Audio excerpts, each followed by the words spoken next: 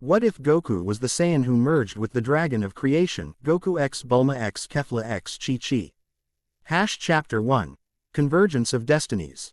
The sky above Earth cracked like shattered glass. Cosmic fractures stretching across the atmosphere in luminous, jagged patterns. These weren't normal northern lights or electrical storms, they were wounds in reality itself.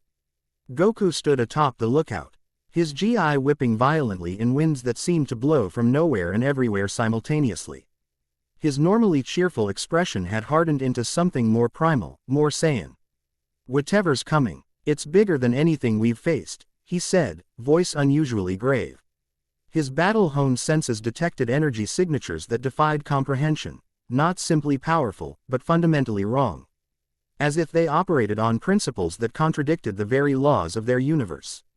Piccolo stood beside him, cape billowing. "This isn't Frieza, Cell, or even Buu. This feels ancient." "Yeah," Goku nodded, eyes never leaving the fracturing sky. "Like it was here before everything else." The Namekian's antennae twitched. "I've consulted with Dend and the Elder Kai. They've found references in the oldest celestial archives to something called the Void Between Worlds. They believe these fractures are thin points between our reality and that emptiness." Vegeta landed on the platform with characteristic abruptness, arms crossed. "I didn't come here for a cosmology lesson. What are we fighting, and how do we kill it?" Before Piccolo could respond, a tremor unlike anything they'd experienced rippled through existence itself. It wasn't physical. The lookout didn't shake, but something fundamental seemed to vibrate at an atomic level. Goku felt it in his cells, in his ki, in the very core of his being. "It's here," he whispered. The largest fracture tore open like a wound, revealing not darkness but a shimmering, impossible nothingness that hurt to look at directly. From this tear in reality emerged a figure that seemed to shift and change with every passing moment, sometimes appearing humanoid, sometimes serpentine, sometimes so geometrical. Why complex that the mind refused to process it? "I am Chronos," boomed a voice that didn't travel through air but manifested directly in their consciousness. "Devourer of timelines. Your reality has been judged aberrant and will be consumed." Goku's aura flared instinctively, blue ki erupting around him as he accessed Super Saiyan Blue without conscious thought. "Not while I'm standing." Fascinating. A mortal wielding divine ki. The entity seemed to focus on Goku, its ever-shifting form temporarily stabilizing into something vaguely humanoid with eyes like distant galaxies. "Your existence is particularly curious, a convergence point of multiple potential timelines." Vegeta transformed as well, his own blue aura crackling with intensity. "Enough talk." The Saiyan Prince launched himself at the entity. Fist cocked back and charged with energy. His punch connected with what should have been the creature's torso, but instead of impact, Vegeta's entire arm disappeared into the entity as if passing through a portal. He barely managed to wrench himself free, stumbling backward with a shocked expression. "My arm. I saw countless realities," Vegeta muttered, momentarily disoriented. Goku narrowed his eyes. Conventional attacks wouldn't work against something like this. He placed 2 fingers against his forehead, instant transmitting directly above the entity and unleashing a massive Kamehameha. The blue energy beam engulfed Chronos completely, but instead of damaging it, the entity seemed to absorb and process the energy, growing slightly more substantial. "Your energy is exquisite, Saiyan. It will serve as an excellent catalyst for this universe's unmaking." Chronos extended what approximated an arm, and reality warped around the gesture. A wave of anti-creation spread outward, disintegrating portions of the lookout's marble floor into component atoms before those atoms themselves blinked out of existence. Goku teleported back to the others. "We need to fall back and regroup." "No," Piccolo interrupted, expression grim. "This entity exists partially outside conventional space-time. If we retreat, it will simply accelerate the consumption process. We must confront it here, where the boundaries are still relatively stable." Goku nodded, mind racing through options. "I still have Ultra Instinct as a last resort, but against something that feeds on energy." The sky fractured further, revealing glimpses of other realities through the cracks, some recognizable variations of their own world, others so alien they defied comprehension. With each passing moment, more of these rifts appeared, reality becoming increasingly unstable. "Witness the inevitable," Chronos declared, its form expanding to encompass more of the lookout. Your universe has developed along an unstable trajectory. Its energy patterns are chaotic, its divine hierarchy compromised. It must be reabsorbed. As if to demonstrate, the entity reached toward a particularly large reality fracture and pulled. An entire section of sky, stars, clouds, and all, vanished, replaced by a howling void that began drawing in surrounding matter like a cosmic drain. Goku felt something fundamental shift inside him. This wasn't just another battle for Earth or even the universe. This was extinction on a scale beyond comprehension. He closed his eyes, reaching deep within himself, past Super Saiyan, past Blue. Past even Ultra Instinct. There has to be something, he whispered. And then he felt it. A presence, ancient and vast, that had always been there yet somehow remained undetected until this moment. It resonated not with destruction or even with the balanced power of the gods, but with something more primal, creation itself. Who are you? Goku asked inwardly. The presence didn't respond with words but with impressions, flashes of the universe's birth, stars igniting, planets forming, life evolving. Goku understood instinctively that he was communing with something that predated the Kais. Perhaps even the angels. You're a dragon, he realized. Like Shenron, but older. Much older. The presence confirmed, conveying that it was indeed draconic in nature, the original dragon of creation, from which all other eternal dragons were mere echoes. It had watched silently through the ages, intervening only in moments of cosmic significance. Like now, you want to help us fight Kronos? Goku asked. Again, impressions rather than words, this time conveying that conventional combat was futile against an entity that existed to consume aberrant realities. The only counter to anti-creation was creation itself. And you can provide that power. The dragon's response carried both affirmation and warning. The power existed, but no mortal vessel had ever contained it successfully. The merger would be permanent, irreversible, and potentially fatal. Outside his internal dialogue, only seconds had passed. Piccolo and Vegeta were still strategizing, unaware of Goku's communion. Kronos continued to expand, reality disintegrating wherever it touched. Goku opened his eyes. I know what to do. Without explanation, he flew directly toward the largest reality F. Fracture, not the one Kronos had emerged from, but an older, more stable rift that pulsed with golden light rather than void-like emptiness. Kakarot, Vegeta shouted. What are you doing? Goku didn't answer. He hovered before the golden fracture, feeling the dragon's presence grow stronger, more defined. This was a gateway to something beyond normal reality, the realm where primal forces reside. Before manifesting in the physical universe. I'm ready, he said, both to himself and to the ancient presence. He extended his hand toward the fracture. Golden energy, not ki, but something more fundamental, reached out in return. Wrapping around his fingers, his arm, his body. It didn't burn. Instead, it resonated, as if recognizing something in his Saiyan cells, in his life force, in his very soul. Stop! Kronos roared, suddenly alarmed. The cosmic balance. The entity lunged toward Goku, but too late. The golden energy had already enveloped him completely, creating a cocoon of Crete. Ion energy that expanded outward in a blinding flash. When the light receded, Goku remained, but fundamentally changed. His hair flowed like liquid gold, not in the rigid spikes of Super Saiyan but in undulating waves that seemed to defy gravity.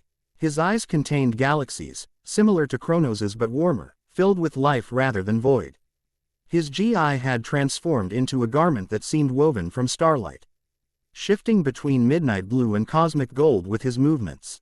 Most striking was the translucent dragon that appeared to coil around his body, not a physical creature, but an energy. Why manifestation that phased in and out of visibility as he moved? It resembled Shenron in basic form but was more elemental, more primal. What is this? Vegeta demanded, his voice containing equal parts awe and jealousy. What have you done, Kakarot? Goku examined his transformed state with wonder. I've merged with the dragon of creation, he said, his voice carrying new resonance, as if multiple voices spoke as one. The original dragon that came before all others. He turned toward Kronos, who had paused its expansion, its ever-shifting form now focused entirely on Goku. Impossible, the entity declared. The dragon of creation has never taken a vessel. There's a first time for everything, Goku replied, a hint of his characteristic confidence returning despite the cosmic transformation. He extended a hand toward a section of the lookout that Kronos had erased from existence. Golden energy flowed from his palm, and the disintegrated marble reconstructed itself molecule by molecule. Not just restored but improved, more resilient, more vibrant than before. This changes nothing, Kronos insisted, though its confidence seemed diminished. Your reality remains aberrant. It must be consumed. No, Goku said simply. This reality will be preserved and protected. He moved with speed that defied conventional physics, appearing directly before Kronos without seeming to cross the intervening space. When he struck, his fist didn't pass through the entity as Vegeta's had. Instead, it connected solidly, creation energy counteracting Kronos's anti-creation nature.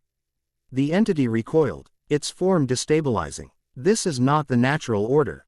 Maybe not, Goku acknowledged, pursuing his advantage. But it's the order I'm creating now.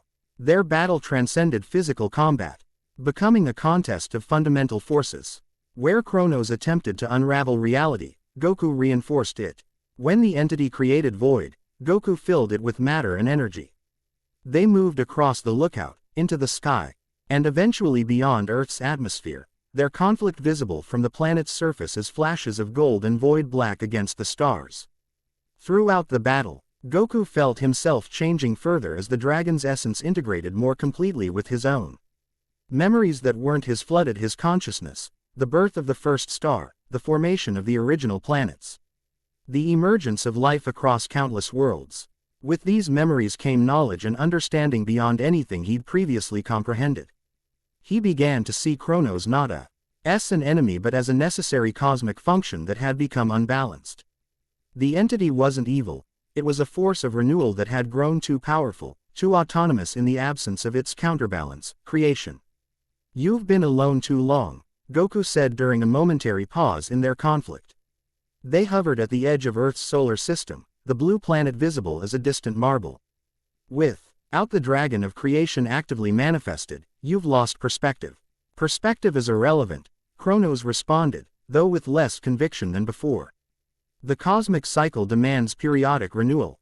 Renewal, yes, Goku agreed. But not wholesale destruction. Creation and destruction should dance together, not oppose each other. He extended his hand, not to attack, but in offering.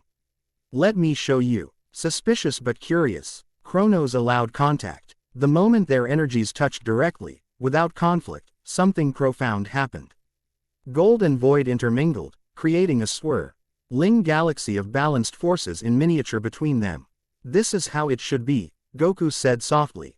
For the first time, Kronos' form stabilized completely, resolving into a humanoid figure with features that mirrored Goku's transformed state, but inverted. Where Goku radiated golden creation energy, Kronos emanated the deep purple-black of controlled void. I remember, the entity said, its voice losing some of its cosmic resonance, becoming more focused. Before the separation, before I became only destruction. We can restore that balance, Goku offered. Not by destroying this reality, but by healing the cosmic rift that separated us to begin with. Together, they turned their attention to the fractures in reality. Working in harmony rather than opposition, they began to seal the rifts, Kronos drawing in the chaotic energy, Goku restructuring it into stable patterns. The sky above Earth gradually healed, the unnatural cracks fading until only the natural blue remained. As the last rift closed, Kronos turned to Goku. The balance is temporarily restored, but without a permanent vessel, I will eventually return to unconscious function. What do you need? Goku asked. As you have joined with creation, another must join with me. A being of equal potential but opposite nature. The implication was clear. Somewhere in the universe, someone would need to become the vessel for the dragon of destruction, just as Goku had become the vessel for creation.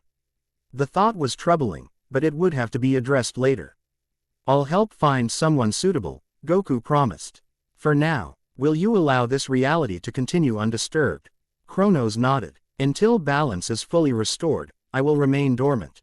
But do not delay, Dragon Bearer. Cosmic forces cannot be denied indefinitely. With that warning, the entity dissolved into particles of dark energy that dispersed throughout the cosmos, returning to a state of passive observation rather than active consumption. Goku remained hovering in space, acutely aware that he could now survive and even thrive in the vacuum without effort. The dragon's essence had transformed him on a fundamental level. He was still Goku, still Saiyan. But now something more as well.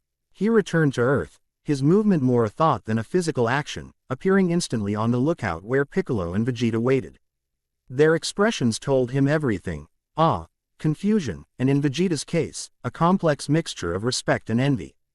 "What happened out there?" Piccolo asked. "The entity, Chronos," Goku supplied. "He's sleeping now. We reached an understanding." Vegeta scoffed. Typical Kakarot, making friends with cosmic destroyers. His eyes narrowed as he studied Goku's transformed state. "But what happened to you? This isn't any form of Super Saiyan I've seen." "It's not Super Saiyan at all," Goku explained, looking down at his hands where golden energy still coursed beneath his skin.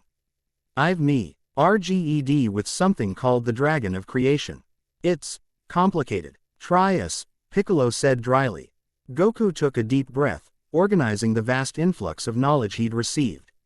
There are forces that existed before the gods, before the angels, maybe even before the Grand Priest and Zeno. Fundamental aspects of existence itself. Creation and destruction are the most basic, and they were originally balanced, working together.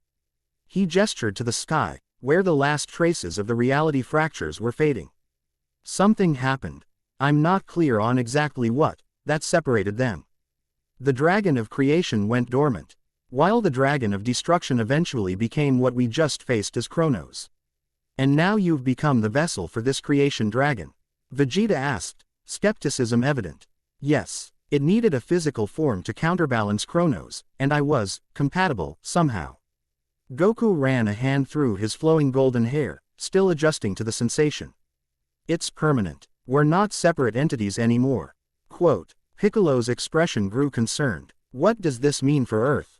For the universe? I'm not sure yet, Goku admitted.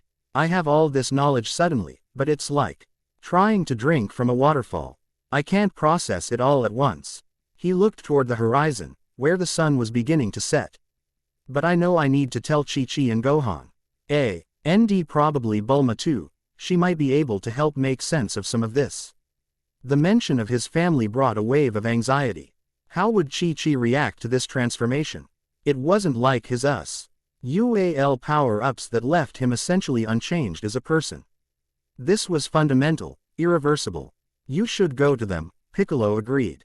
Vegeta and I will monitor for any aftereffects of the rift. And inform the others of what's happened. The basics, at least. Goku nodded gratefully. Thanks. I'll be at Mount Paozu if anything else happens. With that, he focused on Chi-Chi's key signature and disappeared. Chi-Chi was in the kitchen when Goku materialized, her back to him as she chopped vegetables for dinner. The domestic normality of the scene struck him powerfully after the cosmic events he'd just experienced. Goku, is that you? She asked without turning. After years of marriage, she could sense his presence even without key sensitivity. Dinner won't be ready for another hour if you're. She turned and the knife clattered from her fingers to the floor. Her eyes widened, taking in his transformed appearance, the flowing golden hair, the cosmic eyes, the garments woven from starlight, and the translucent dragon energy that occasionally manifested around him. What happened to you? She whispered, one hand rising to cover her mouth.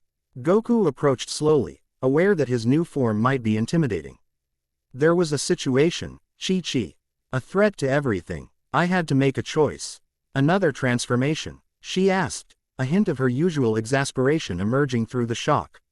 Like Ultra Instinct, he shook his head. Not exactly. This is permanent. Her expression shifted from surprise to concern. What do you mean, permanent? Goku, what did you do? As gently as possible, he explained about Chronos, the cosmic rifts, and his merger with the Dragon of Creation. Throughout his explanation, Chi-Chi remained silent, her expressive eyes revealing a progression of emotions: fear, worry, confusion, and finally a resigned sort of acceptance. So you're not just Goku anymore, she said when he finished. It wasn't a question. I'm still me, he insisted, reaching for her hand. All my memories, my feelings, my love for you and Gohan and Goten, that's all still here. I've just gained something more too. She allowed him to take her hand, studying his face intently. Your eyes, they look like they contain entire galaxies. They might, he admitted with a small smile, relieved she wasn't pulling away. I'm still figuring everything out. Chi-Chi took a deep breath, squeezing his hand. You said this was the only way to save everyone. Yes, without the dragon of creation manifesting through a physical vessel, Chronos would have consumed our entire reality. She nodded, her practical nature asserting itself. Then you did what you had to do. You always do. There was a complex mix of pride and resignation in her voice. But Goku, what does this mean for us? For our family? It was the question he'd been dreading. I don't know entirely, he answered honestly. I know I still want to be here with you. That hasn't changed. But I also have new awareness. New responsibilities that I'm just beginning to understand. Chi-Chi's eyes glistened with unshed tears, but her voice remained steady. You've always had one foot in another world, Goku. Even when you were just a Saiyan, just a martial artist. I've accepted that part of you belongs to something bigger than our family. She reached up to touch his face. Is just making literal what was always true anyway. Her understanding and acceptance moved him deeply. This was why he loved her. Beneath the often stern exterior was a woman of extraordinary strength and adaptability. Where are the boys? He asked. Gohan's at a conference with Vital. Goten is with Trunks at Capsule Corp. She smiled slightly. Which means I have you to myself for a little while. Good timing. I'll have a lot of questions once I get over the shock. Before she could continue, a familiar blue-haired figure burst through the front door without knocking. Goku, are you here? The energy readings are off the charts and Bulma stopped abruptly upon seeing his transformed state. Unlike Chi-Chi's quiet shock, Bulma's reaction was immediate and vocal. Holy shit, what happened to you? Her scientist's curiosity instantly overrode any sense of caution as she approached, circling him like he was a fascinating new specimen. This isn't Super Saiyan. The energy signature is completely different. And is that a dragon manifestation I'm seeing? Chi-Chi sighed. Hello to you too, Bulma. Oh, sorry, Chi-Chi. Bulma had the grace to look momentarily embarrassed before her excitement reasserted itself. But seriously, what am I looking at here? My instruments detected energy fluctuations unlike anything I've ever recorded, centered right where you were fighting that, whatever it was. Goku exchanged a glance with Chi-Chi, who nodded in resignation. You might as well tell her everything. She'll figure it out anyway. He repeated his explanation about Chronos and the Dragon of Creation, with Bulma interrupting frequently to ask technical questions that he sometimes could and sometimes couldn't answer. By the time he finished, she was practically vibrating with scientific excitement. A primal cosmic force predating the gods themselves, now merged with Saiyan DNA. She shook her head in wonder. The implications are staggering. Goku, I need to run some tests. Take some readings. This could revolutionize our understanding of ki, cosmic energy, maybe even the fundamental nature of reality itself. Chi-Chi cleared her throat pointedly. Perhaps we could let my husband adjust to his new existence before turning him into a research project. Bulma had the self-awareness to look chagrined. Right, sorry, it's just. This is incredible. She studied Goku with newfound appreciation. You always find ways to surprise us, don't you? I surprise myself most of the time, he admitted with a flash of his old grin. Despite the cosmic transformation, glimpses of the same Goku still shone through. Bulma's expression grew more serious. But what does this mean going forward? You said Chronos mentioned needing someone to become the vessel for destruction. Yeah, that's the part I'm worried about, Goku acknowledged. For now, Chronos is dormant, observing rather than consuming. But eventually, the cosmic balance will require both forces to be actively manifested. And you have no idea who this counterpart might be? Chi-Chi asked. Goku shook his head. The dragon's knowledge suggests it would need to be someone with potential equal to mine. But with a nature that aligns more with destruction than creation. All three of them had the same thought simultaneously. Vegeta, they said in unison. But he's changed so much, Bulma protested immediately. He's not the destroyer he once was. It's not about being evil, Goku clarified, drawing on his new knowledge. Destruction isn't inherently negative, it's necessary for renewal, for change. Without it, creation becomes stagnant. Chi-Chi's practical nature asserted itself again. That's a problem for another day. Right now, you need to rest and adjust.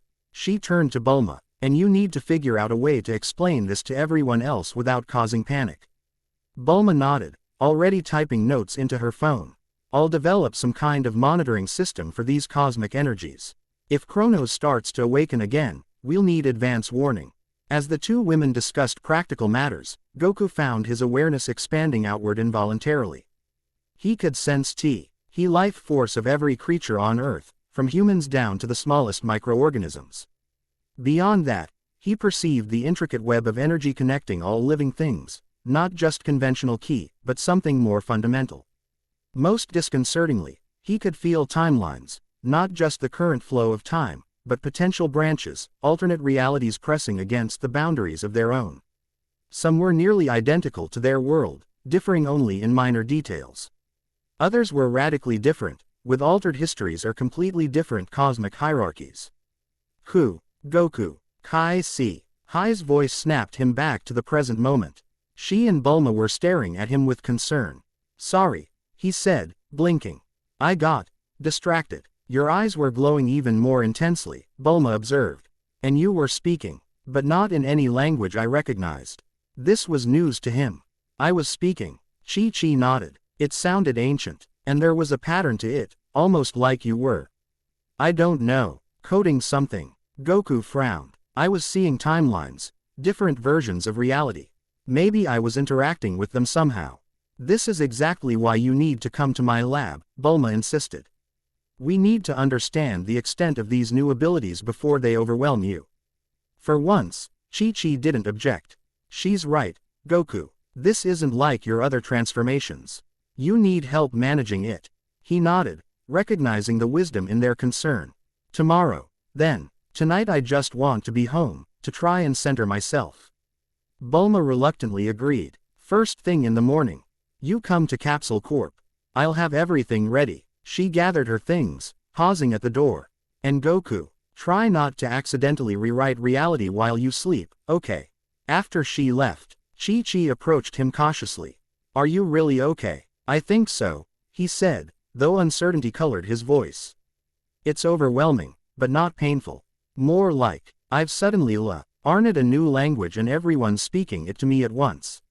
She took his hand, the simple human contact grounding him. Then we'll take it one step at a time, like we always do. Later that night, as Chi-Chi slept beside him, Goku remained awake, his transformed state requiring no rest. He gazed at his wife's peaceful face, marveling at how something so simple and human could anchor him amidst cosmic awareness. The dragon of creation's knowledge whispered that his transformation would bring changes beyond the physical, that his human attachments would be tested as his perspective expanded. Already he could feel it happening, his consciousness occasionally slipping into cosmic awareness where individual lives seemed momentary and small. But then he would look at Chi-Chi, remember his sons, his friends. And the very specific love he felt for this world and its people. That specificity, that particularity was his anchor. I won't lose myself, he promised quietly. No matter how vast I become. As if in response, the dragon energy coiled more visibly around him for a moment, not threateningly but protectively, extending to encompass Chi-Chi's sleeping form as well. In that gesture, Goku sensed approval. The dragon of creation valued the specific as much as the universal.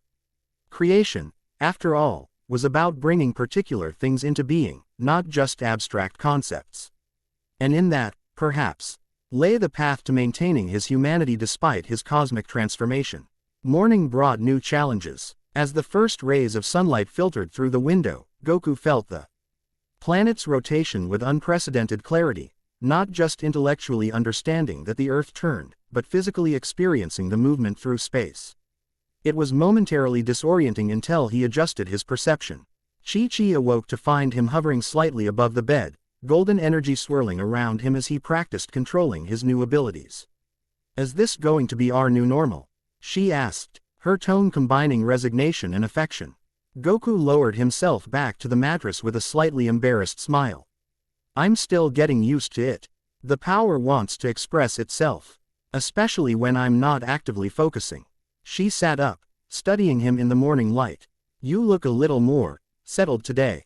Less overwhelming. He realized she was right. The Vizab, la manifestation of the dragon energy had become more subtle, appearing only occasionally rather than constantly. His hair still flowed with cosmic energy but less dramatically.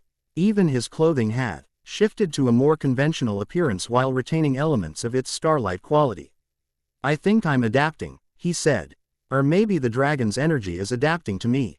Finding a balance. Chi-Chi reached out to touch his hair, her fingers passing through the golden strands that seemed partly physical, partly energy. It's beautiful, in a terrifying sort of way.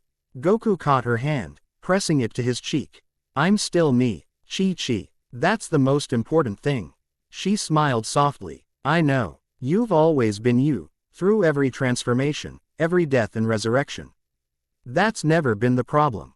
Her expression grew more serious.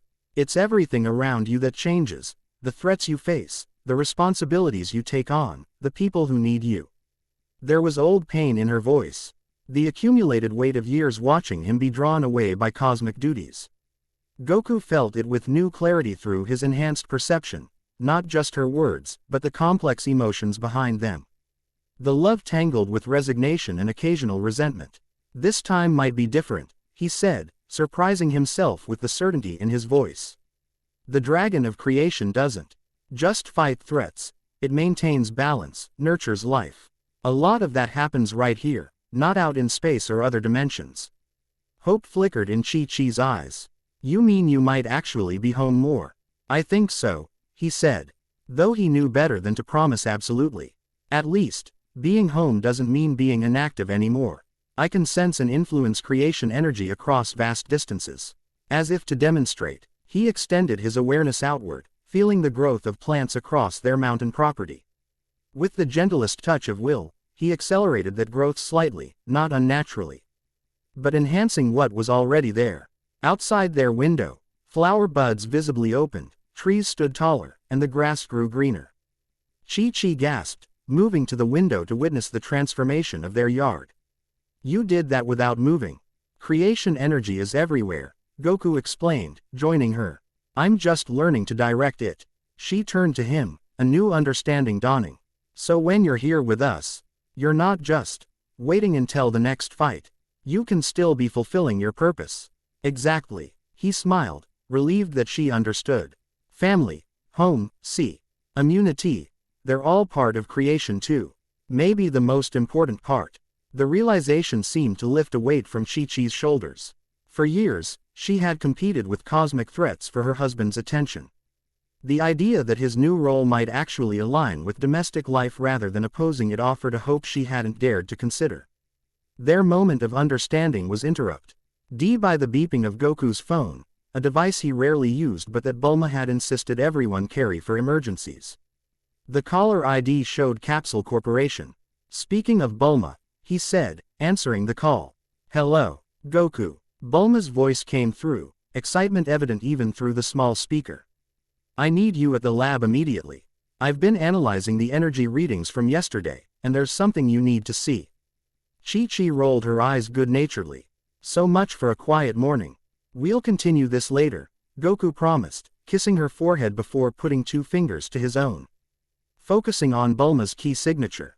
I'll be right there. In an instant, he vanished from Mount Paozu and materialized in Bulma's primary research laboratory at Capsule Corp. The Saiyan, Tist jumped slightly despite expecting his arrival. That was fast, she said, recovering quickly. Though I guess instant transmission is probably even easier for you now, huh? Actually, it's different, Goku explained. Before, I had to lock onto a key signature and move through something. Now I just sort of, I'm here, then I'm there. It's hard to explain. Fascinating. Bulma was already scanning him with various instruments. Your molecular structure has altered significantly.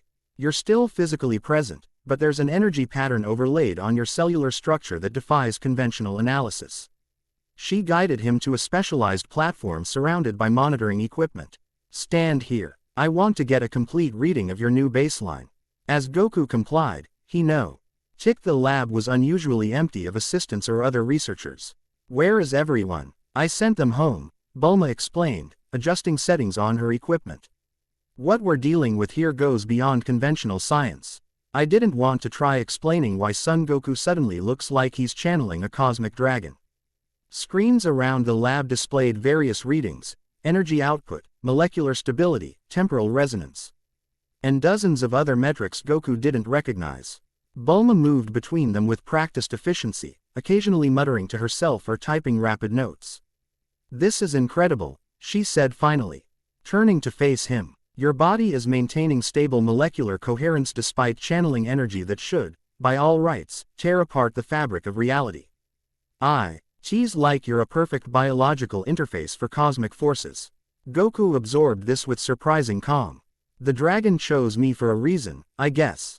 That's putting it mildly. Bulma brought up a three-dimensional holographic model of his energy signature. Look at this. The creation energy isn't just flowing through you, it's perfectly integrated with your existing key system. It's using your Saiyan energy pathways as a distribution network. The hologram showed golden energy flowing through channels that followed Goku's meridians and chakra points, but extending beyond his physical form in complex patterns. Is that good? He asked. It's revolutionary, Bulma corrected. It suggests your Saiyan physiology wasn't just compatible with the dragon's energy, it might have been evolutionarily optimized for it, somehow. Goku considered this. The dragon did say something about me being uniquely suited as a vessel. Maybe Saiyans were, I don't know, designed for this purpose. Bulma's eyes widened at the implication. You think the Saiyan race might have been intentionally evolved to eventually produce vessels for these cosmic dragons?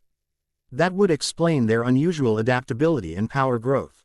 Maybe. Goku shrugged. I'm getting lots of knowledge dumps from the dragon, but it's not always clear or in order. Try focusing on that specific question, Bulma suggested. See if you can access the relevant information.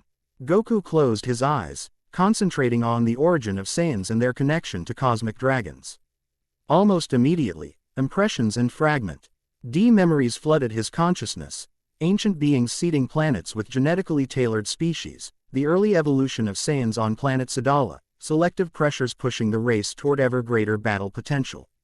The Saiyans were guided, he said slowly, eyes still closed as he processed the information.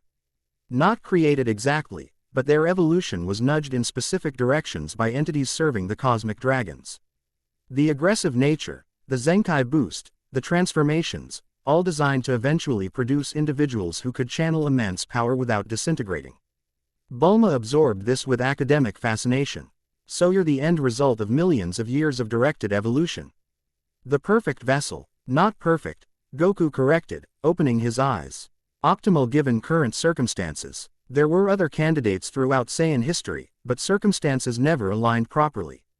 And there will be others in the future if needed. Like your sons, Bulma asked perceptively. The question hit Goku with unexpected force. The dragon's knowledge confirmed what she suggested. Gohan and Goten both carried the potential to become vessels themselves, as did Trunks and even Little Pan. Yes, he admitted reluctantly, though I'd rather they never need to make that choice. Bulma nodded understanding. Speaking of choices, what about the counterpart vessel? For the Dragon of Destruction. That's more complicated. Goku stepped off the monitoring platform, the readings having stabilized. The vessel for destruction needs to be someone with capacity. Tie for both great destruction and great control. Someone who understands the necessity of endings but won't be consumed by the desire to end everything. They both knew who fit that description best. Vegeta, Bulma said softly. Probably, Goku agreed, but it has to be voluntary. And it's permanent, Bulma. Once joined, there's no separation. She turned away, conflict evident in her posture. He'd do it, you know. Especially knowing you've already taken the creation role. His pride wouldn't let him do otherwise. That's what I'm afraid of, Goku admitted. This shouldn't be about pride or competition. It needs to be a conscious choice made with full understanding of the consequences. Before Bulma could respond, a new energy signature appeared on the lab's monitors, powerful, familiar, but distorted somehow. Goku sensed it immediately, his enhanced perception identifying not just the key but the dimensional disturbance accompanying it. "Someone's coming," he said, turning toward the center of the lab. "Not from our reality." A swirling portal of green and gold energy formed, expanding until it was large enough for a person to step through. The figure that emerged was female, athletic, with spiky black hair streaked with red and wearing a damaged battle suit similar to Saiyan armor. Most striking were her eyes, emerald green with slit pupils, radiating power that was unmistakably Saiyan but with something else mixed in. "Finally found you," she said, her voice carrying an odd harmonic quality. "You're harder to track across dimensions than I expected, even with this much power flaring." Goku stepped forward, instinctively positioning himself between the newcomer and Bulma. "Who are you?" The woman studied him with intense interest. "In my universe, they call me Kefla. But I'm not the fusion you might know from Tournament of Power Legends." She gestured to herself. "This is my permanent form." Kefla and Kale completely merged by necessity rather than Patara. Her gaze sharpened as she examined Goku's transformed state. "And you've merged too, I see. With your version of the Dragon of Creation." She nodded appreciatively. "Good. We're going to need that power." "Need it for what?" Bulma asked, scientific curiosity overcoming caution. Kefla's expression darkened. "Because in my reality, the Dragon of Destruction found a vessel too, someone with no balance, no restraint." Her eyes met Goku's directly. "And now he's consuming universes one by one, working his way through the multiverse toward this one." Goku felt the dragon's energy surge within him, responding to the threat she described. "Who?" he asked, though he already suspected the answer. "Frieza," Kefla replied grimly. "In my reality, Frieza became the vessel for the Dragon of Destruction. And now he's coming here." The implications hit Goku with cosmic weight. Not just a threat to Earth or their universe, but to the entire multiverse. The Dragon of Creation's knowledge confirmed the danger. If destruction operated without creation's balancing influence across multiple realities, the entire cosmic structure could collapse. "How long do we have?" he asked. Kefla's expression was grim. "Days, maybe. He's already consumed 3 neighboring realities. Mine would have been next if I hadn't escaped to warn you." She looked between Goku and Bulma. "I've been searching across dimensions for a reality where creation manifested first. This is our last, best hope." Bulma was already moving to her communications console. "We need to gather everyone. Vegeta, Gohan, Piccolo, all of them. Not just from this reality," Kefla added. "We'll need warriors from across the multiverse if we're going to stand a chance." Goku absorbed this, feeling the weight of creation itself settling on his shoulders. The peaceful adjustment period he'd hoped for was gone. Now he faced not just the challenge of mastering his new powers, but using them in cosmic war against a corrupted Frieza. Wielding the ultimate force of destruction. "Then we'll find them," he said with quiet determination, the dragon energy flaring visibly around him. "Across every reality, every timeline. Whatever it takes." The golden light of creation energy illuminated the lab, reflecting in Kefla's determined eyes and Bulma's worried face, the first light of a conflict that would span dimensions and test the very fabric of existence itself. Chapter 1 End Chapter 2 Ripples Across Realities. The Capsule Corporation compound buzzed with tense activity. Within hours of Kefla's arrival, Bulma had transformed her primary conference room into a war room. Holographic displays showed multiversal maps based on Kefla's intelligence, energy signature analyses of Goku's transformation, and preliminary designs for technology to monitor dimensional rifts. Assembled around the circular table sat Earth's defenders, Vegeta with arms crossed and expression guarded, Gohan, glasses perched on his nose as he analyzed data, Piccolo standing in the corner, cape draped around his imposing frame, Krillin and 18 side by side, their expressions grave.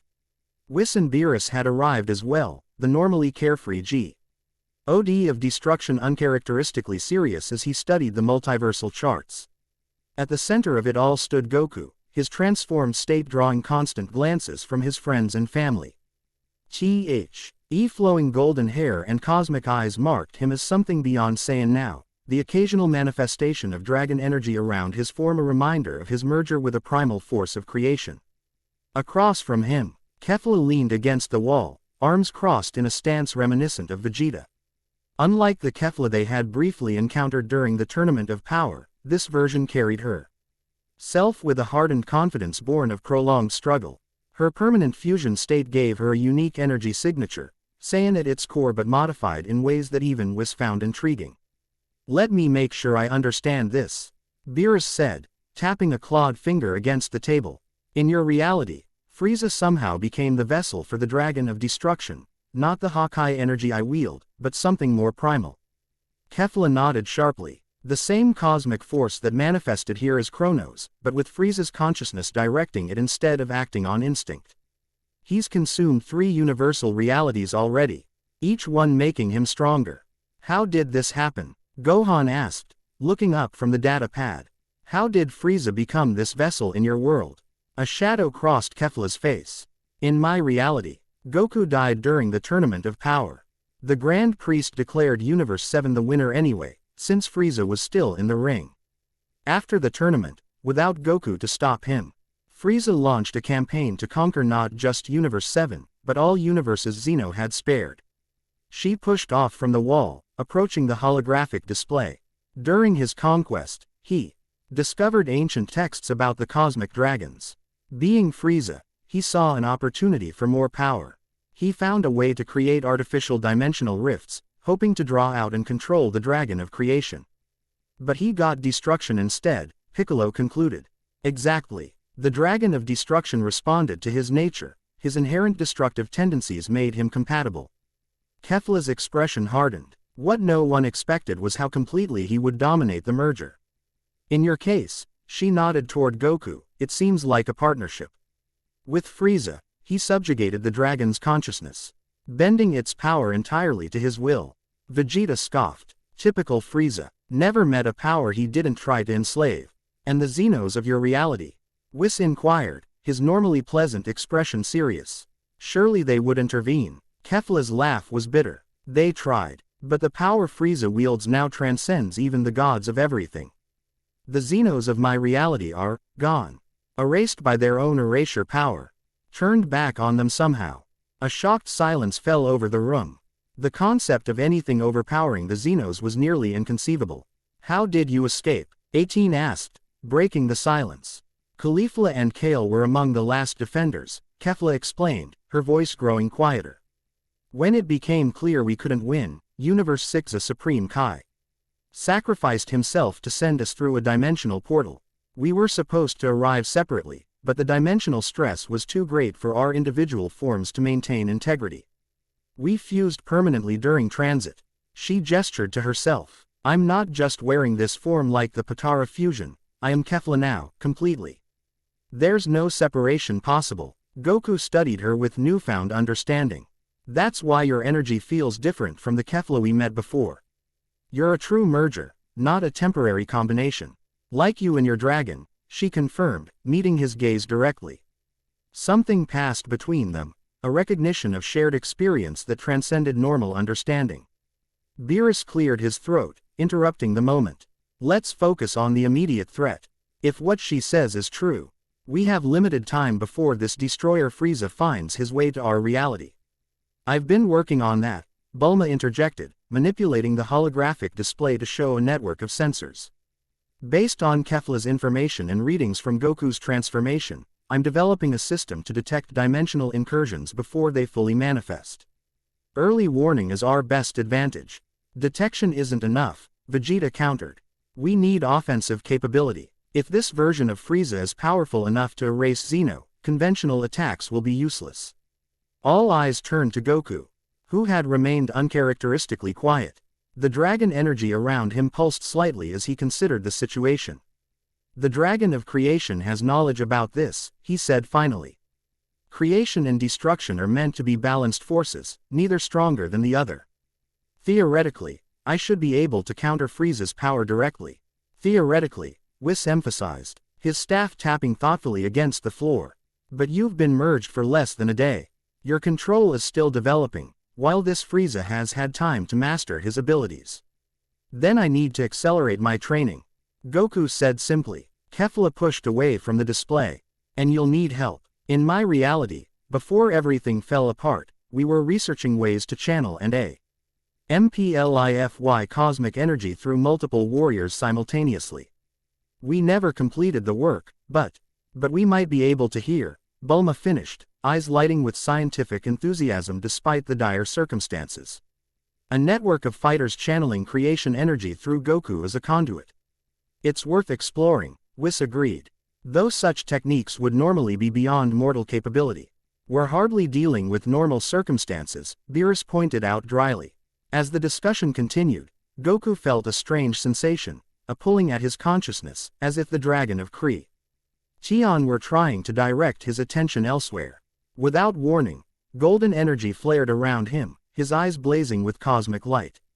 Goku, Gohan called, alarmed. Something's happening, Goku said, his voice overlaid with harmonic resonance. I can see rifts forming. Not here, not in our universe, but close. Adjacent realities being consumed. The dragon energy around him coalesced into a more defined form. And suddenly a three-dimensional projection appeared in the center of the room. A visual representation of multiple universes arranged in a complex pattern, with three of them showing signs of collapsing inward. He's getting closer, Kefla whispered, recognizing the pattern. Each universe he consumes makes the next easier to breach. Goku's expression was distant, his perception extending beyond conventional space-time. There's something else. Survivors. Beings of significant power escaping through the collapse, seeking refuge in neighboring realities. Refugees? Krillin asked. Or advanced scouts? Vegeta countered darkly. We can't assume anyone coming through dimensional rifts is an ally. Goku blinked, the cosmic glow in his eyes receding slightly as he regained focus. Whether they're allies or not, they're coming. And soon. I can feel the dimensional barriers thinning already. Bulma immediately turned to her equipment. I'm detecting energy fluctuations consistent with Goku's description. Multiple incursions forming, the largest approximately 200 miles north of West City. Then that's where we start, Vegeta declared, already moving toward the door. Wait, Goku called, his tone carrying unusual authority. We need to be strategic. These aren't conventional enemies we're facing, and my powers are still unpredictable. The others stared at him in surprise. Strategic planning had never been Goku's strong suit. He typically preferred to confront challenges head-on and adapt in the moment. The dragon's influence, I presume, Whis observed with a slight smile. Goku nodded, somewhat self-consciously.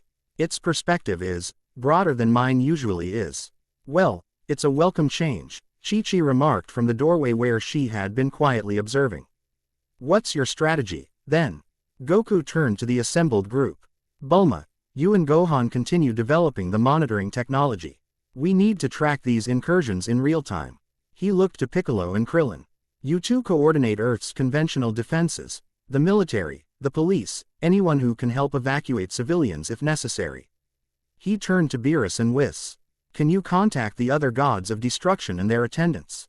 We need a unified divine response if Frieza breaches our universe. Whis nodded, impressed. Indeed we can. I'll establish communication immediately. Vegeta, 18, and I will investigate the largest rift, Goku continued, then turned to Kefla. You should come with us. Your experience with these phenomena is invaluable. What about me? Chi-Chi asked, surprising everyone. She rarely volunteered for direct involvement in cosmic conflicts. Goku considered for a moment. The dragon's knowledge includes references to ancient texts about the cosmic balance, records that might have survived on Earth in protected places. Your understanding of Earth's history and traditions might help locate them. Chi-Chi nodded decisively. I'll start at the Fire Mountain Archives. My father preserved many ancient scrolls there. The room buzzed with renewed purpose as everyone moved to their assigned tasks. As the others filed out, Vegeta remained behind, approaching Goku with narrowed eyes. This new tactical approach, is it really you, Kakarot, or is the dragon thinking for you? He asked bluntly. Goku considered the question seriously. It's both of us, I think. I'm still me, with all my instincts and experiences. But I have access to knowledge and perspective I never had before. He met Vegeta's gaze directly. I'm still a Saiyan, Vegeta. That hasn't changed. The prince studied him for a long moment before nodding. See that it doesn't. We need Son Goku for this fight, not just the dragon of creation wearing his form. With that, He turned and strode from the room, leaving Goku to reflect on the subtle warning in his rival's words. 200 miles north of West City, the air shimmered with unnatural distortion. What had begun as subtle ripples in reality had grown into visible tears, jagged lines of energy suspended in midair, occasionally widening to reveal glimpses of other worlds beyond. Goku, Vegeta, 18, and Kefla hovered above the phenomenon, assessing the situation. Below them, the landscape remained mercifully empty, a rocky wasteland devoid of settlements or civilians. Multiple breach points, 18 observed clinically, all pulsing in sequence. They're synchronized, Kefla confirmed. The pattern matches what we saw before smaller incursions in my reality. Whatever's coming through is coordinating these rifts. Goku extended his senses, his merged consciousness allowing him to perceive beyond conventional dimensions. What he found disturbed him. These aren't random breaches, he said. They're searching, probing our reality for something specific. For you, Vegeta deduced. Or rather, for the dragon of creation's energy. Kefla nodded grimly. Frieza would have sensed the merger. He's hunting you across realities. Then let's give him something to find, 18 suggested pragmatically. Draw out whatever's coming through and deal with it directly. Goku considered this, weighing tactical options with newfound strategic awareness. Not Frieza himself yet. These rifts aren't large enough for a being of his current power. But his scouts, maybe. Advance forces to test our defenses, Vegeta agreed. Typical Frieza, always sending minions to do his reconnaissance. Goku nodded decisively. All right, I'll create a control-led energy flare, enough to attract attention without revealing the full extent of these new powers. He closed his eyes, focusing on the creation energy flowing through him. Rather than the explosive, power release characteristic of his Saiyan transformations, he shaped the energy with precision, a golden beacon that pulsed outward in a tight, controlled pattern. The effect was immediate. The dimensional rifts responded, widening rapidly as something on the other side honed in on the energy signature. The largest tear split open completely, forming a portal approximately 20 feet in diameter. Through this gateway stepped a figure that made even Vegeta inhale sharply. It resembled Frieza's final form but distorted, taller, with elongated limbs and a body that seemed to absorb light rather than reflect it. Most disturbing were the eyes, pure void black without iris or sclera, yet somehow still radiating malevolent intelligence. What the hell is that? 18 murmured, dropping instinctively into a defensive stance. Shadow clone, Kefla explained tensely. Not Frieza himself, a construct created from his destruction energy. Nearly as strong as the original, but with limited independent thought. The Frieza construct surveyed them with those empty eyes, its gaze finally settling on Goku. When it spoke, the voice was Frieza's yet overlaid with a deeper resonance that seemed to vibrate reality itself. So, this is the reality where creation found its vessel. The creature's mouth curved in a smile that never reached those void eyes. How fitting that it chose you, Son Goku. My counterpart will be pleased by the symmetry when he arrives to consume this universe. Your counterpart isn't coming anywhere near this reality, Goku replied, golden energy swirling around him more intensely. The construct laughed, a sound like shattering glass. Brave words from an infant god. You've barely begun to understand your power, while Lord Frieza has mastered his completely. It gestured to the surrounding rifts, which continued to widen. These are merely the first ripples. The true wave approaches. As if summoned by these words, smaller entities began emerging from the secondary rifts, twisted versions of familiar foes, shadow constructs of Cell, Majin Buu, and various members of the Frieza Force stepped through, each bearing the same void black eyes and light-absorbing properties as the Frieza clone. Reconnaissance and advance clearance, the Frieza construct announced casually.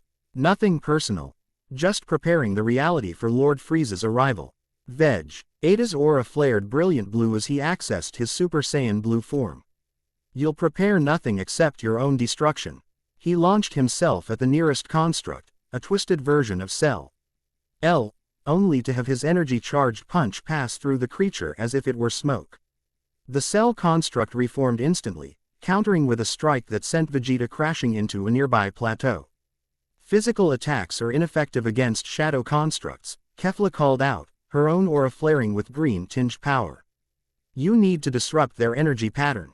She demonstrated by generati ing a controlled energy wave that didn't try to damage the constructs directly but instead created interference in their fundamental structure.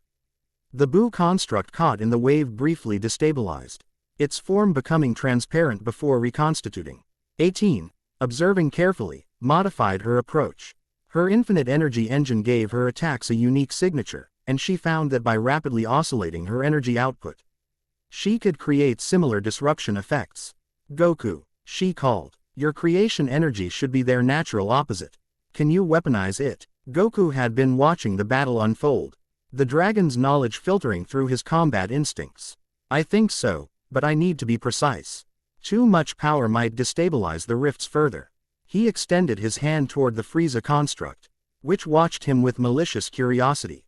Rather than a conventional ki blast, Goku released a thin beam of concentrated golden energy that struck the construct directly in its chest. The effect was immediate and dramatic. Where the beam touched, the shadow substance didn't merely disrupt, it transformed, the void black material converting into particles of golden Li. GHT that rapidly spread throughout the construct's form. The creature screamed, a sound that seemed to come from multiple dimensions simultaneously. What are you doing? Balancing the equation, Goku replied. Maintaining the beam with perfect control.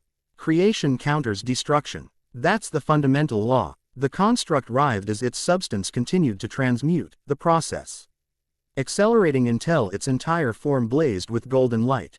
With a final, reality-distorting shriek, it collapsed in on itself, leaving nothing but scattered particles that quickly dissipated. The other defenders stared in awe at the demonstration of power, while the remaining shadow constructs backed away warily. Now that, Vegeta remarked as he rejoined them, wiping blood from a cut on his cheek, was impressive, Kakarot. Kefla's eyes gleamed with renewed hope. If you can neutralize constructs that completely, maybe we have a chance against the real thing. Before Goku could respond, the largest dimensional rift pulsed violently, expanding further. A new pressure filled the air, heavier, more malevolent than before. Something else is coming through, 18 warned, her sensor detecting energy fluctuations beyond normal parameters. From the widened rift emerged a figure that made the previous constructs seem like pale imitations. This entity had Frieza's basic form but enlarged to nearly 3 times normal size, with destruction energy visibly coursing through its body like dark lightning. Most notably, it possessed a semi-transparent dragon form wrapped around its torso, a corrupted, malevolent version of the dragon energy that manifested around Goku. Not Frieza himself, Kefla said, tension evident in her voice. But much closer to the real thing. An aspect PR. Ojection. A piece of his consciousness controlling a portion of his power. The Frieza aspect surveyed them with eyes that, unlike the constructs, retained crimson irises floating in seas of void black. When it spoke, the voice was more recognizably Frieza's, though still layered with cosmic resonance. Son Goku, it purred, the sound sending unnatural vibrations through the air. How absolutely delightful to find you as creation's vessel. I've destroyed you in 17 realities already, but none of those versions had ascended to your current state. Goku floated forward, positioning himself protectively in front of the others. You're not destroying anyone in this reality, Frieza. The aspect laughed, a sound that caused nearby rock formations to crumble. Oh, but I will. This is merely a greeting. A taste of what approaches. It spread its arms, the dark dragon energy writhing more intensely. I've become something beyond even my former ambitions, monkey. Not just an emperor of the physical realm, but a god of absolute ending. You've become a parasite, Goku countered. The dragon of destruction isn't meant to consume indiscriminately. It's part of a balance. Balance, the aspect spat. Distortion rippling outward with the word. The eternal excuse for limitation. Why balance when one can dominate? Why preserve when one can reinvent? Its eyes narrowed. The multiverse is flawed, filled with realities that should never have formed. I'm not destroying creation, I'm purifying it. As it spoke, the aspect gathered destruction energy into a concentrated sphere, similar to Frieza's death ball technique but composed of void-like anti-creation. Here's a sample of my new power. Let's see how your fledgling creation energy fares against it. The sphere launched toward them with impossible speed, expanding as it traveled. Instinctively, Goku thrust both hands forward, golden energy erupting to form a barrier. The collision of opposing forces created a deafening underclap and a shockwave that flattened the landscape for miles. Goku felt the pressure immediately, not just physical force but existential weight, as if the very concept of his being was under attack. The dragon energy responded automatically, flaring more visibly around him as it reinforced his defenses. "It's too much," Vegeta shouted over the roar of clashing energies. "Fall back." "No, G." Oku's voice carried unusual resonance as the dragon's consciousness merged more completely with his own in response to the threat. "This is what I was made for."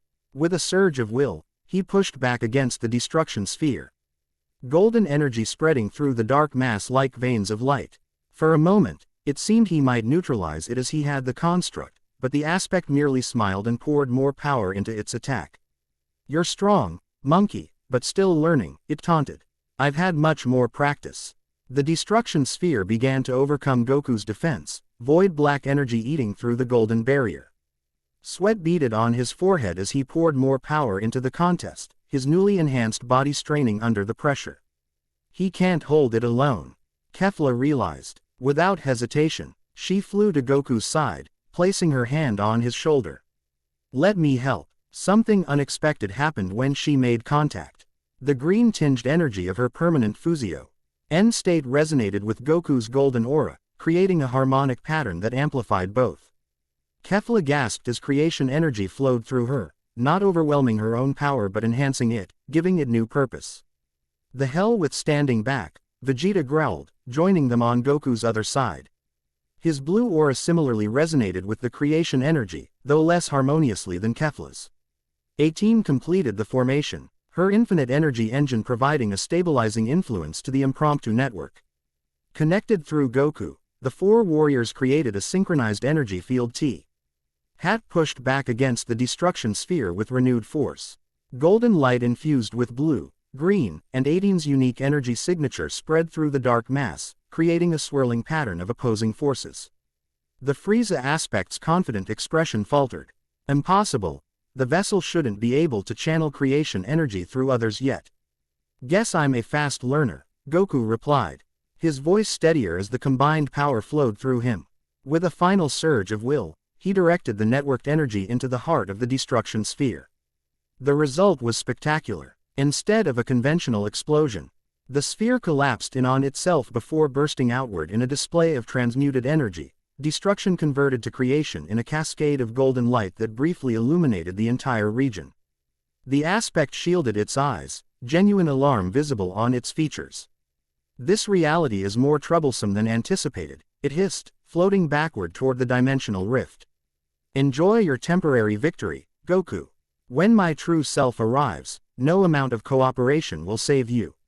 "We'll be waiting," Goku promised, the dragon energy still swirling intensely around the network defenders. With a final glare of crimson void eyes, the aspect retreated through the rift, which began to contract immediately. The shadow constructs followed, the smaller each is closing one by one until the dimensional distortions faded completely. As the immediate threat passed, the energy connection between the four warriors gradually dissipated. Vegeta was the first to break contact, examining his hand with a mixture of fascination and wariness. "What was that?" he demanded. "I felt your dragon's power flowing through me, Kakarot." "Soul resonance," Kefla answered before Goku could. Her expression thoughtful. "At least, that's what we called it in my reality, the ability to temporarily share cosmic energy through compatible vessels." "It wasn't supposed to be possible yet," Goku admitted, looking as surprised as the others. "The dragon's knowledge suggested I'd need months of practice before attempting anything like that." "Perhaps the immediate threat accelerated your development," 18 suggested practically. "Adaptive response to necessity." Kefla studied Goku with new interest. "In my reality, the research into soul resonance was theoretical. We never achieved practical application before Frieza attacked. The fact that you managed it instinctively." She let the implication hang. "The fact that it worked with all of us is more significant," Vegeta noted. "Especially since we each have fundamentally different energy types." Goku nodded, processing this new development. We should get back to Capsule Corp and tell the others. Bulma will want to analyze what happened. And we need to prepare for the next incursion. He looked at the sky where the rifts had been. That was just a test. Frieza's real attack will be much worse.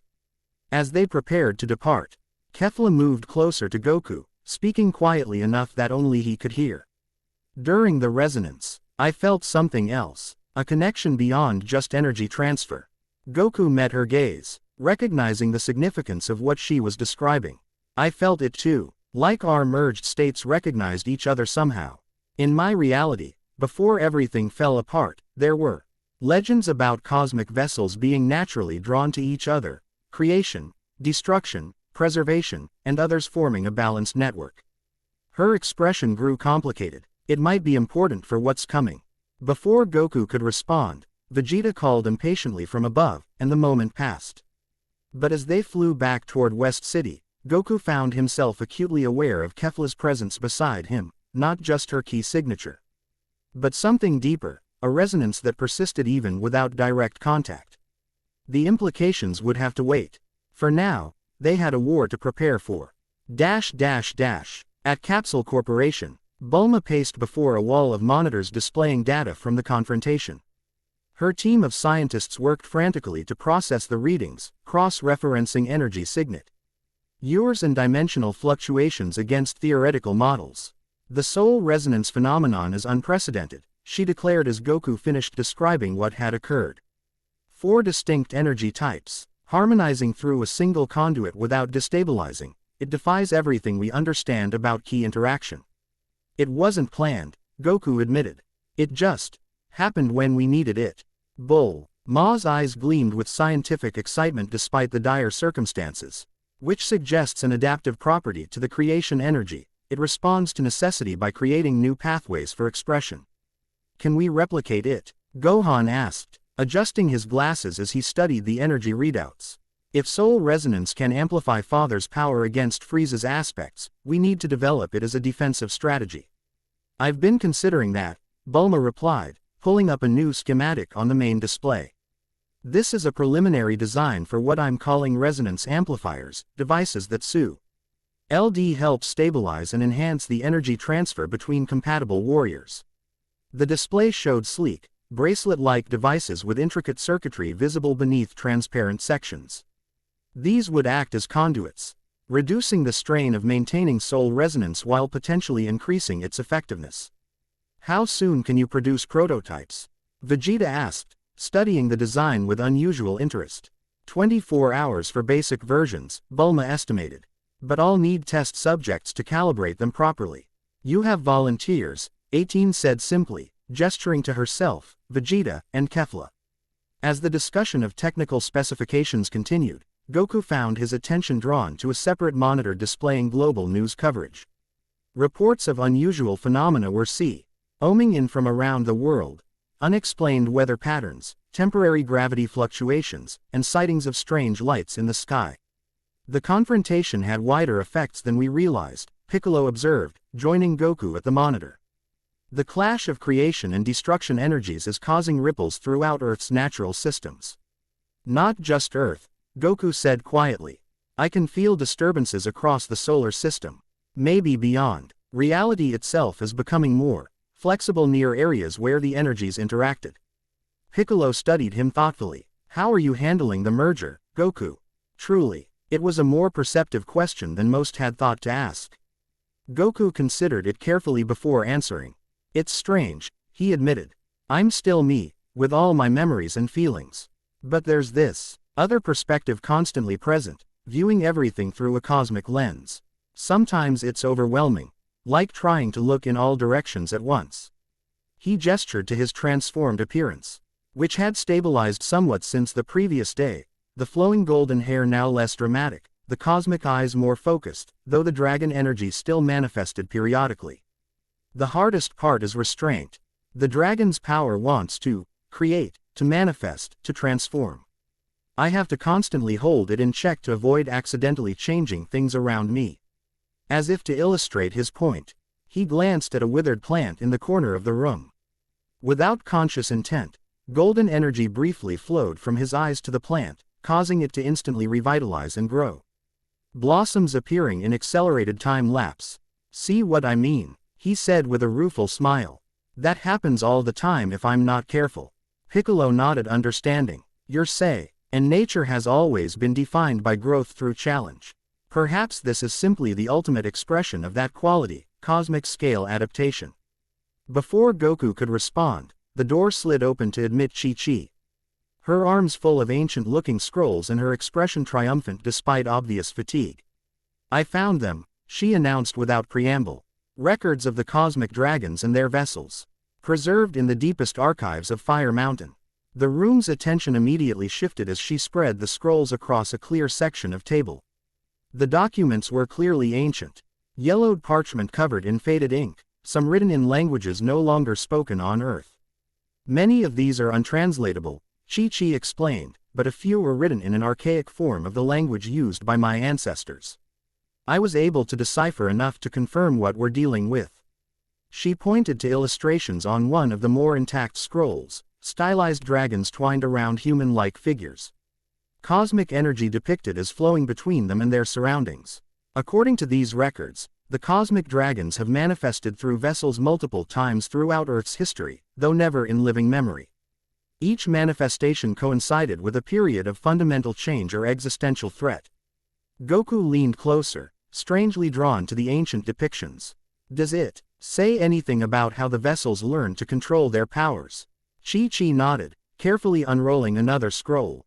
This one describes a training method called the 7 Harmonies, apparently. A series of meditative practices that help the vessel integrate with the dragon's consciousness without being overwhelmed.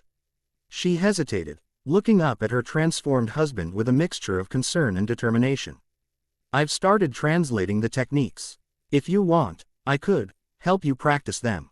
The offer surprised Goku. Throughout their marriage, Chi-Chi had often separated herself from his warrior life, focusing instead on maintaining normalcy for their family. This direct involvement in his cosmic development represented a significant shift. I'd like that, he said softly, genuine appreciation in his voice. Chi-Chi smiled briefly before turning serious again. There's something else, something concerning. She indicated a particular passage on one of the scrolls. According to this, when vessels of opposing forces confront each other directly, the resulting clash can have permanent effects on reality itself. Entire continents sinking, new species emerging, fundamental laws of nature shifting in the affected regions. That explains why Frieza has been able to consume entire realities, Kefla noted grimly. He's not just destroying them, he's unmaking them at a fundamental level. Which means when he arrives here, the conflict won't just endanger lives, it could reshape Earth entirely, Gohan concluded, the implications settling heavily over the room. Bulma was the first to recover, her practical nature asserting itself. Then we need to consider battlefield selection carefully. If this confrontation is inevitable, it should happen somewhere minimally populated and geologically stable. The Antarctic continent, Piccolo suggested. Minimal indigenous life, solid tectonic foundation, and far from population centers. It's not just about location, Whis interjected. Having listened quietly until now, it's about cosmic alignment. These forces respond to more than physical parameters, they're influenced by spiritual and dimensional factors as well. He approached the ancient scrolls, studying them with the perspective of one who had witnessed countless ages. These records are impressively accurate for mortal documentation. They confirm what I suspected. Earth itself has significance in the cosmic hierarchy. It's what my kind would call a nexus world, a planet where dimensional boundaries are naturally thinner, where cosmic forces converge. Is that why so many threats have been drawn here over the years? Krillin asked. Why Earth seems to be constantly at the center of universal conflicts. Precisely, Whis confirmed, and it's likely why both Goku and this alternate Frieza have manifested their respective dragon powers. Earth's nexus nature facilitates such cosmic events. Beerus, who had been uncharacteristically quiet, finally spoke. Which means we cannot simply evacuate and abandon this world to Frieza's destruction. If he gains control of Earth's nexus point, his power would increase exponentially. So we make our stand here, Vegeta stated flatly, on a planet that's essentially cosmic kindling. Not just here, Goku said, the dragon's knowledge flowing through his consciousness. And not just us. All eyes turned to him as the dragon energy manifested more visibly, responding to his realization. The translucent cosmic dragon coiled around his form, its ethereal head hovering near his shoulder as if whispering ancient secrets. If Earth is truly a Nexus world, we can use that, he continued, voice resonating with newfound authority. We can call allies from across the multiverse, warriors from realities Frieza hasn't reached yet. Beings who have a stake in preserving the cosmic balance. A multiversal alliance? Gohan asked, both scholar and warrior aspects of his nature engaged by the concept. Exactly, Goku confirmed, and I think I know how to contact them. Without further explanation, he moved to the center of the room, gesturing for the others to step back. The dragon energy responded to his intent, flowing more freely as he closed his eyes in concentration. What's he doing? Krillin whispered to no one in particular. Creating, Kefla answered simply, recognition in her eyes. Watch. Golden energy gathered between Goku's outstretched hands, coalescing into a sphere that gradually expanded to nearly 6 feet in diameter. Within this sphere, patterns of light arranged themselves in increasingly complex configurations, a three-dimensional model of the multiverse itself, each universe represented by a distinct pattern of energy. I can see them, Goku said, yes, still closed as he manipulated the model with subtle movements of his fingers. Other versions of us, other defenders, other realities where the balance still holds. The sphere pulsed with each word, sending ripples through the multiversal model. Certain points began to glow more brightly in response, resonance patterns forming between similar energy signatures across dimensional boundaries. He's establishing communication, Whis explained to the awestruck observers. Creation energy can transcend normal dimensional limitations when properly focused. He's essentially sending a multiversal distress signal. And it's being answered, Kefla added as several of the glowing points pulsed in distinct patterns. Those are acknowledgments. The process continued for several minutes, Goku, maintaining perfect concentration as the multiversal model became increasingly detailed. Finally, the sphere contracted rapidly, the energy reabsorbing into his body as he opened his eyes. They're coming, he announced simply. Representatives from 7 intact realities have agreed to join our defense. They'll arrive within 48 hours through controlled dimensional apertures.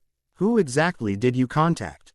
Beerus demanded, clearly uncomfortable with the idea of unvetted multiversal visitors. Versions of us, mostly, Goku explained. Warriors we can trust because they're essentially the same people we know. Just from different circumstances, he turned to Kefla. Including allies from a reality very similar to yours, before Frieza's corruption. How is this possible? Bulma asked, scientific curiosity overriding caution. Even with the Super Dragon Balls, cross-dimensional travel is supposed to be nearly impossible. Under normal circumstances, yes, Goku agreed. But, the cosmic dragons exist partially outside conventional dimensions. Their energy can create pathways where none existed before. And you just instinctively knew how to do this? Vegeta asked skeptically. Goku smiled slightly. Not exactly. During the battle with Frieza's aspect, when we achieved soul resonance, something clicked. The dragon's knowledge became more accessible, more integrated with my own thinking. He gestured to the space where the multiversal model had been. This technique was part of that knowledge. We should prepare for their arrival, Piccolo suggested practically. If these allies are versions of ourselves, they'll still have distinct needs and capabilities. As the group began discussing logistical considerations, Goku felt a light touch on his arm. Chi-Chi had approached quietly, concern evident in her expression. You're pushing yourself too hard, she said softly. I can see the strain, even if the others can't. She was right. Maintaining the multiversal communication had demanded more control than anything he'd attempted since the merger. His transformed body handled the power expenditure easily enough, but the mental focus had been exhausting. I'll be all right, he assured her. Though the slight tremor in his hands betrayed his fatigue. There's too much at stake to rest now. Chi-Chi's expression grew determined. That's exactly why you need to rest. If you collapse from overextension, we lose our primary defense. She gestured to the scrolls she'd brought. Besides, we need to begin the harmony training immediately. Your power is growing faster than your control. The dragon energy around Goku pulsed in what seemed like agreement, the translucent form becoming briefly more defined before fading again. It was strange how Dragon's consciousness seemed to respond to Chi-Chi, not with the warrior's respect it accorded Vegeta or the resonant recognition it showed toward Kefla, but with something almost like deference. "You're right," he conceded. "The dragon's knowledge confirms what you're saying. Control is as important as power at this stage." Bulma, overhearing their conversation, nodded agreement. "We have preparations well in hand here. Take a few hours for this training." Her expression softened slightly. "We need you at full capacity, Goku, not burning yourself out before the real battle begins." With reluctant acceptance, Goku allowed Chi-Chi to lead him from the bustling command center to a quieter section of the Capsule Corp compound, a small meditation garden Bulma had installed years earlier at Whis' suggestion. The garden provided a perfect setting for the harmony training, tranquil, isolated, yet connected to the natural world. Chi-Chi arranged the relevant scrolls on a stone bench while Goku settled into a cross-legged position on the grass, the dragon energy swirling more visibly now that he wasn't actively suppressing it. "The first harmony focuses on breath and essence," Chi-Chi explained, consulting her translations. "According to the scrolls, the vessel must learn to breathe in rhythm with the dragon's cosmic pulse." Goku closed his eyes, turning his awareness inward. The dragon's presence was constant but fluid, its consciousness intertwined with his own like two streams flowing together. Finding its rhythm took concentration, but gradually he began to perceive a pattern, a cosmic heartbeat that existed beyond conventional time.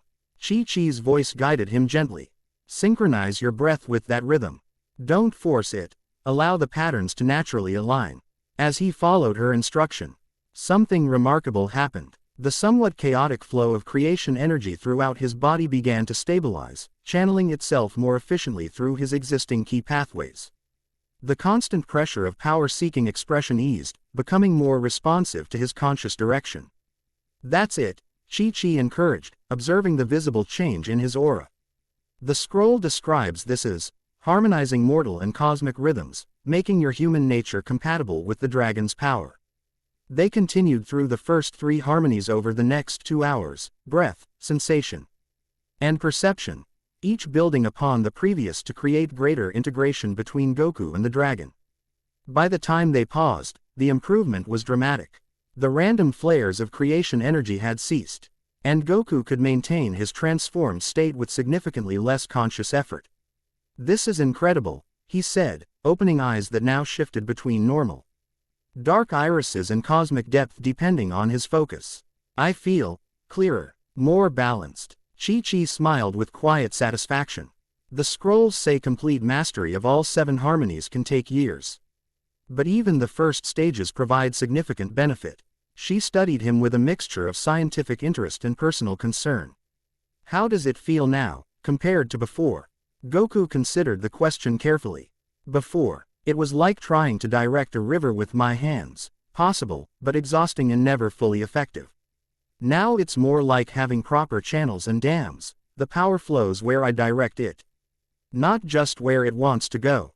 He demonstrated by creating a small manifestation of creation energy above his palm, a perfectly formed miniature galaxy that rotated slowly, every star and system precisely detailed. Before the training, such fine control would have been impossible without enormous concentration. "You're a natural teacher," he said, genuinely impressed by her guidance.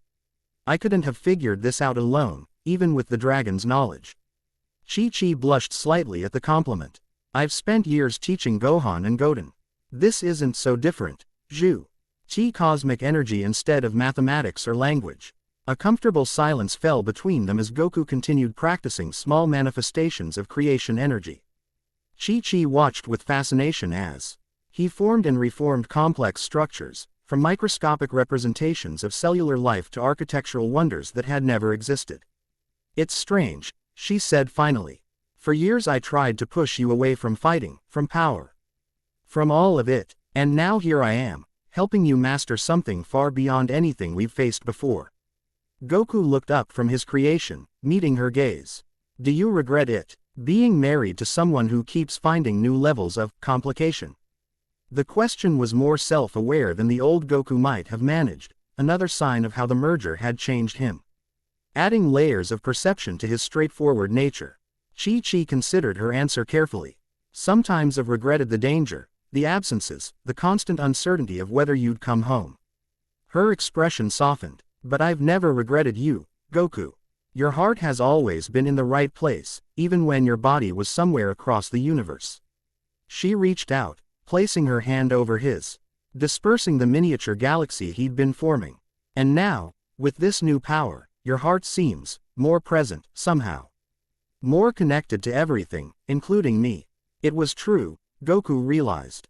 The dragon's cosmic awareness had paradoxically made him more conscious of specific connections, the bonds between himself and those he cared for appearing to his enhanced perception as tangible threads of energy. Unique and precious. The moment was interrupted by a sudden shift in the ambient energy of the compound, a spike of power that drew Goku's attention immediately. He rose to his feet, Chi-Chi following his lead as they hurried back toward the main building. They arrived to find the command center in controlled chaos. At the center of the commotion stood Kefla, her form glowing with intense energy as she maintained a small dimensional portal through sheer force of will. What's happening? Goku demanded, the dragon energy responding automatically to the dimensional disturbance. Unexpected arrival, Bulma explained tersely, monitoring energy readings from a control panel. Kefla sensed a familiar signature trying to breach through and created a stabilized entry point. From the swirling portal emerged a tall, blue-skinned woman with flowing white hair and a battle-damaged uniform bearing the insignia of the Galactic Patrol. Despite her obvious exhaustion, she carried herself with warrior's discipline, golden eyes surveying the room with quick assessment. Zangya, Kefla breathed, recognition and relief evident in her voice. The blue-skinned woman focused on Kefla, surprise briefly overcoming her composure. Kefla, you're different, stabilized. Her gaze shifted to Goku, widening at his transformed appearance. And you found him, creation's vessel. Just in time, Kefla confirmed, allowing the portal to close now that Zangya had successfully crossed over. This is the reality I've been searching for. Zangya nodded, then addressed the assembled defenders directly. I bring warning from the front lines. Frieza's next target has been determined. He's moving directly for this reality now, bypassing 3 others he'd previously marked. How soon? Beerus demanded. 36 hours at most, Zangya replied grimly. He's moving faster than before, driven by something. She looked meaningfully at Goku. He senses you specifically. The dragon of destruction is drawn to its counterpart with increasing urgency. The implication settled over the room like a physical weight. Their timetable had just been dramatically shortened. Then we accelerate everything, Bulma declared, turning to her team. Resonance amplifiers, defensive systems, evacuation protocols, all priority 1. As the room erupted into focused activity, Goku found himself studying the newcomer with interest. This Zangya was clearly different from the race of Hera member they'd encountered years ago during the Bojack incident. She carried herself with the confidence of a seasoned commander rather than a space pirate, and her energy signature suggested extensive training and discipline. In your reality, he asked, you're with the Galactic Patrol. Zangya nodded, commander of the Special Operations Division. After Bojack's defeat, I chose a different path than my counterpart in this world. Her expression darkened. Until Frieza's ascension destroyed everything we built. She was our primary strategist against him, Kefla explained. If anyone understands his tactical approach, it's Zangya. Then we need to hear everything you know, Piccolo stated. Gesturing toward the strategy table. Every detail could be crucial. As the newcomer began sharing intelligence about Frieza's attack patterns and weaknesses, Goku felt the draw.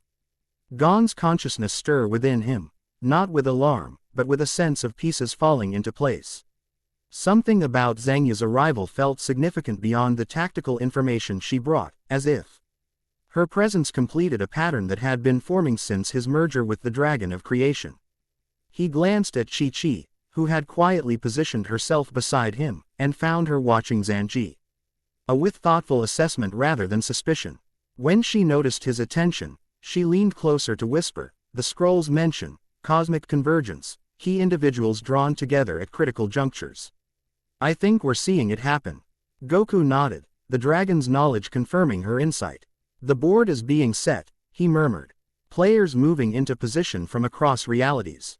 As if in response to his words, the monitors displaying global sensor data suddenly lit up with new alerts, dimensional fluctuations appearing simultaneously at 7 locations around the planet.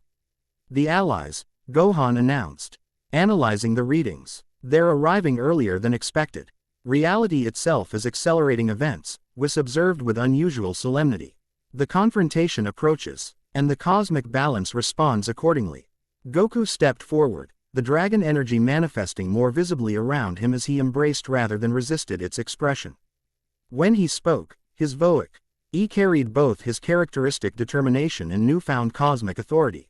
Then we'll be ready, he declared. Across realities, across dimensions, creation stands against corruption. The gold and light of his transformed state illuminated the room, reflected in the determined eyes of Earth's defenders and their newfound allies. In 36 hours, they would face a threat beyond anything EY had previously encountered, a corrupted Frieza wielding the primal power of destruction, intent on unmaking their reality. But they would not stand alone. As ripples spread across realities, drawn allies and enemies alike toward their Nexus world, the final pieces moved into place for a conflict that would determine the fate not just of Earth or Universe 7, but of the cosmic balance itself. Chapter 2 End.